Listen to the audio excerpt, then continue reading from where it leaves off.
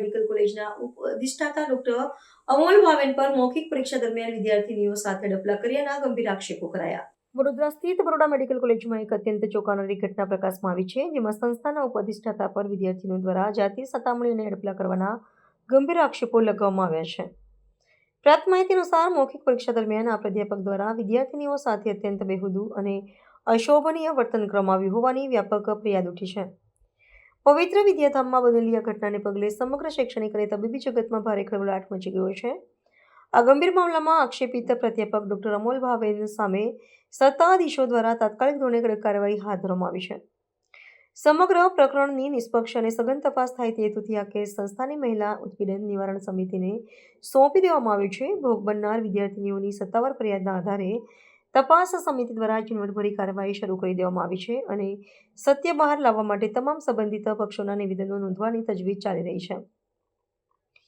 બીજી તરફ પોતાની સામે લાગેલા સંગીન આક્ષેપો અને ડોક્ટર અમોલ ભાવેને પોતાનો બચાવ કરતા સ્પષ્ટતા કરી છે કે તેમની 28 વર્ષની લાંબી શૈક્ષણિક અને વ્યાવસાયિક સેવા દરમિયાન ક્યારેય આવો કોઈ કલંકિત બનાવ બન્યો નથી. તેમણે પોતાની કારકિર્દીને નિષ્કલંક ગણાવીને ઉમેર્યું હતું કે તેઓ તપાસ સમિતિની કાર્યવાહીમાં સહકાર આપી રહ્યા છે અને સમિતિના અંતિમ નિર્ણયની પ્રતીક્ષા કરી રહ્યા છે. ઘટનાના ઘેરા પ્રત્યાઘાતો વિદ્યાર્થી આલમમાં પડ્યા છે, ત્યારે હવે નિવારણ સમિતિના અહેવાલ બાદ જ આ મામલે સ્પષ્ટ ચિત્ર બહાર આવશે.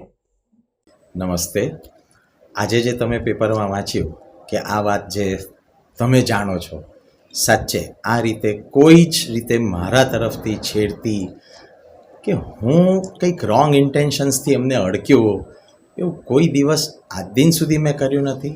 હમણાં પણ કોઈ જેવા ઇન્ટેન્શનથી કે કશું જ નોટ એટ ઓલ. આ ફર્સ્ટ ટાઈમ. હા જી, એટલે આવું કોઈ ફર્સ્ટ ટાઈમ કોઈ આવું કીધું ને હું પણ પોતે એ વાતથી વિચલિત જ થયો છું કે આવું પણ કંઈક.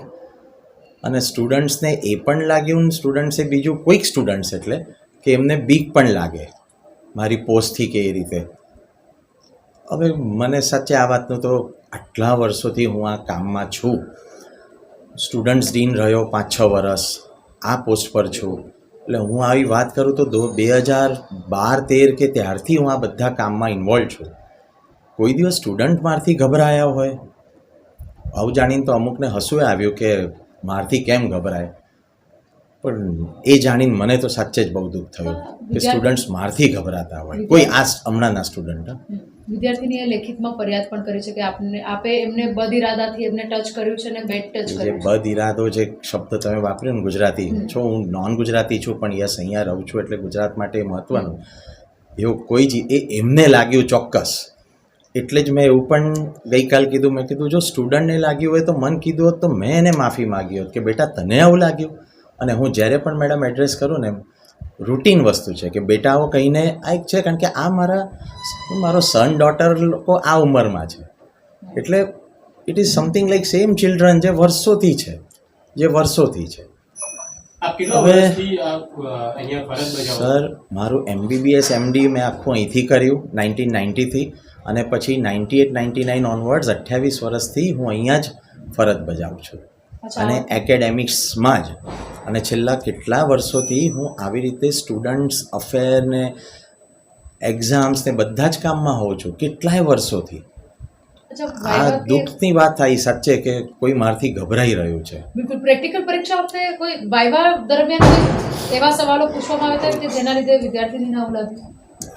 સર એટલે મેડમ મારું એવું માનવું છે કે વાયવાવાળી જ વાત કદાચ કોઈકને, તમે જે બદ ઇરાદો કીધો ને એટલે એ એમને કોઈને લાગ્યું છે એવું કે આ સરે ડેમોન્સ્ટ્રેટ કર્યું એમનામાં, મારે કીધું જે 2 સેકન્ડની વાત હોય કે 5 સેકન્ડનું ડેમોન્સ્ટ્રેશન થોડી મિનિટ્સનું હોય તો એમને એવું લાગ્યું હશે. એટલે જ તો હું કહું છું કે અરે બેટા આ વસ્તુ કીધી હોત તો હું ત્યારે જ માફી માગું છું. અને તમને જો સાચે બીક લાગી હોય તો આઈ એમ લિટરલી દુઃખ બહુ થયું, પણ છતાં એમાં હું સોરી કહું કે બેટા મારથી તમે ગભરાવતા હતા. જે વાત થઈ ઓઇન્ટમેન્ટ કે ક્રીમ જે લગાવવાની વાત થઈ, આ રીતે લગાવો એવી કોઈ વાત બની નથી? બસ એ જ તો પૂછીએ વસ્તુ કે ભાઈ તો કેવી રીતે લગાવે, સાચું ખોટું. જેમાં ખોટું હોય તો આપણે કહીએ કે ના કઈ રીતે આ ખોટું છે, સાચું કરીને બતાવો કેવી રીતે, કાં તો હું અહીંયા બતાવું કાં તો એમને કહું કે બેટા તારા હાથ પર એટલે અહીંયા આ પોર્શનમાં, બસ પતી ગયું. એ મારામાં કેમ લગાડે? આજે પેપરમાં એવું લખ્યું છે કે કોઈ હું એવું કહું છું કે મારા હાથ પર ક્રીમ કે મારા પર શરીર પર ક્રીમ લગાડ. સર એ ત્યાં બેઠશે, હું અહીંયા બેસું, અહીંથી કયા ભાગમાં આવીને ક્રીમ લગાડવાના છે? આ મેડમ સચ્ચે, એટલે હું બહુ ઓનેસ્ટ છું આ વાતમાં. તો આપના પાસેથી કોઈ ખુલાસાઓ લેવામાં આવ્યા છે? કોઈ આપને વાઇસ હા પ્રિન્સિપલ મેડમ પરથી પણ દૂર સાચે કરાયા? ના એવું વસ્તુ એ છે, આની કમિટીએ બની ગઈ. કમિટીએ મને બોલાય ખરો.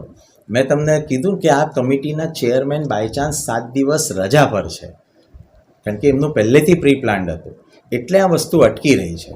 બાકી કદાચ આજે તમે લોકો આ પૂછવા આવ્યા જ ના હોત, કારણ કે એના પહેલાં જ જે કંઈ રિઝલ્ટ છે ને બધું ક્લિયર થઈ ગયું હોત, ને તમે કદાચ બીજું કંઈ પૂછવા આવ્યા હોત. પણ એ 7 દિવસ નથી ને, એટલે લેટર ક્યારે લખવામાં આવ્યો છે? ઘટના ક્યારની છે ને ક્યારે લેટર આપવામાં આવ્યો? સર એ મને નથી કહેવામાં આવ્યું. કમિટીની રચના ક્યારે થઈ, તમને ક્યારે ખબર પડી આ કમિટીની રચના થઈ છે? ઘટના ક્યારની બની? વાયવા ક્યારે હતી? વાયવા તો જાન્યુઆરીની વાત છે. મને સર એવું તો ના ખબર હોય ને. મને તો હમણાં ફેબ્રુઆરીની 19 કે 20 તારીખે મને બોલાવવામાં આવ્યો. મેં કીધું એ ખરું, અને અનફોર્ચ્યુનેટલી એ ચેરપર્સન 7 દિવસ નથી, એટલે હવે મંડે આવશે એટલે મને ફરી બોલાવશે. આપને પણ પદ પરથી આપને દૂર કરવામાં આવે છે, સાચી વાત છે? દૂર કરવામાં કરતાં છે ને, પહેલાં હું સાચે એવું કહીશ, મેં તમને મેડમ કીધું ને કે આ જ્યારે જાણ્યું ને કે એક તો કે કોઈ મારા માટે આ વસ્તુ કહી રહ્યું છે કે વિચારી રહ્યું છે, અને સેકન્ડલી એ મારથી ગભરાઈ રહ્યું છે. આ ગભરાઈ રહેલું વાળું તો સાચે બહુ દુઃખ થયું. તમને વાઇસ અને ત્યાં જ મેં કીધું, મેં કહ્યું જો આ સ્ટુડન્ટ્સ મારાથી ગભરાતા હોય, જે સ્ટુડન્ટ્સ મારી સાથે વર્ષોથી આટલા ક્લોઝ રહેતા આવ્યા પાસ્ટમાં, તમે 10 વર્ષ પહેલાંના પૂછો તોય વાંધો નહીં, પણ આજના જનરેશનમાં મને એવું દેખાય કે હમણાં સ્ટુડન્ટ્સ મારથી ગભરાતો હોય તો મેડમ જેટલા મને સ્ટુડન્ટ્સ રડતા બધા મળવા આવે, રિઝલ્ટ આવે એટલે ને હું બધાને ગાઈડ કરતો આવ્યો છું. ને તમે કોઈને પણ પૂછો, જેની માટે મને સવારે 10 જણાએ કીધું પણ કે ભાવે સાહેબ આટલા કર્મો કર્યા ને, પણ જો આવું પણ થાય. મેં કીધું ઠીક, પણ જસ્ટ કે હા હું બધાને હેલ્પ કરતો આવ્યો છું. તો થિંગ ઇઝ કે હવે એવું લાગે કે અલા તમે મારથી ગભરાઓ છો. આપનું વાઇસ એના પ્રિન્સિપલ જે કરતાં- ડેઝિગ્નેશન પર આપ હતા ત્યાંથી આપને દૂર કર્યા છે? મેં ઓલરેડી શું કહેવાય છૂટો થઈ ગયો, કારણ કે તમે આ સામેથી વસ્તુ દૂર થયા છો કે- સાચે ના વસ્તુ મને કહેવામાં આવી, મને કીધું, અને ત્યારે જ મેં કીધું કે યસ બરાબર, કારણ કે કોઈ મારાથી આટલું ગભરાતું હોય એ વસ્તુ મને વધારે હર્ટ કરી ગઈ. કે જે સ્ટુડન્ટ્સ માટે હું જ કરતો હોઉં ને સ્ટુડન્ટ્સને એવું લાગતું હોય, જે કોઈ અમુક સ્ટુડન્ટ્સને જેમને પણ લાગતું હોય, તો એના કરતાં better I am not on the post. કારણ કે પોસ્ટ હોય તો કોઈ સ્ટુડન્ટ મને મળવા આવે, ને મને ઢગલો છોકરા છોકરીઓ મળવા આવે છે. પોસ્ટ નથી તો કોઈ મળવા નથી આવતું. મને ઘણીવાર એવું લાગે કે આ કલ્પ્રિટ મારી પોસ્ટ નીકળી, કે પોસ્ટ ના હોત તો મને આટલા લોકો મળવા જ ના આવતા હોત, અને આટલું મારાથી ગભરાતા ના હોત, સર કોઈના જો- કહેવા અને પર- વાયવા વખતે ના ગભરાતા હોત. કોઈના કહેવા પરથી આ થયું એવું લાગે છે તમને?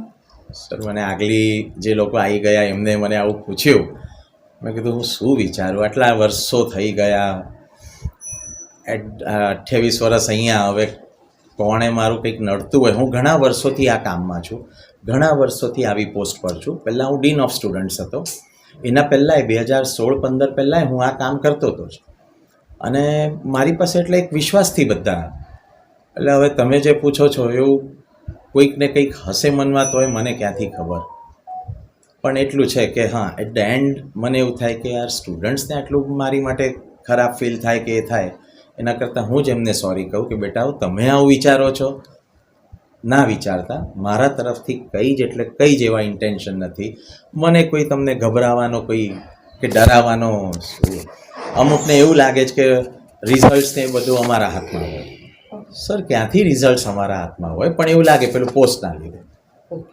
એટલે આ વસ્તુ સર સિરિયસલી, પણ એન્ડ લાઈન મારી ખરી કે યસ એમને દુઃખ થાય છે કે એ મારથી ગભરાય, તો આઈ એમ એક્સ્ટ્રીમલી સોરી ફોર દેટ. કે હા ભાઈ તમને દુઃખ થાય છે એટલે, બાકી હું કોઈને ડરાવતો હોઉં. ઓકે.